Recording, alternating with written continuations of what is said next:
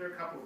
There's a poem called "Keeper of the Light," which I won't read, but that in my mind, the poem is kind of like it's a metaphor. It's a poem, a persona poem, the voice of a lighthouse operator. But in a way, I think of it as like the lighthouse kind of shining for the broken characters in the book, as well as some other way. Anyway, Chapel of Inadvertent Joy. One minute, you're hissing at your wife about something trivial. The next, you're stopping derelict train tracks. When it emerges, its spires shooting up between your ribs.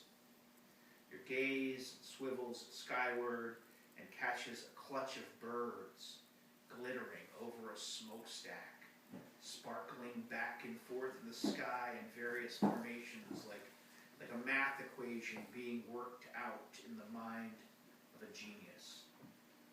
Always pull the car over when you spot a teen punk rock show at dusk in a public park.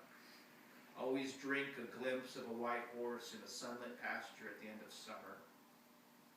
Always laugh when the garden hose slips out of your hand and sprays you in the face. When they said smell the roses, they didn't tell you that every day the rose changes. That first you must identify the rose. Today you're in a field by the Hudson. Ribbons of nectar spool from a folk singer's lips. Your wife and daughter lollygag in the grass.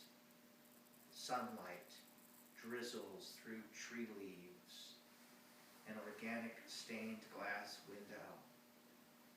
Feel the convergence of all your stray voltage. Do not pull out of that feeling. Let the Father standing next to you see your eyes well up. The inverse of how the neighbors sometimes hear you yelling, fuck. It's true. You don't deserve this, but it's yours anyway.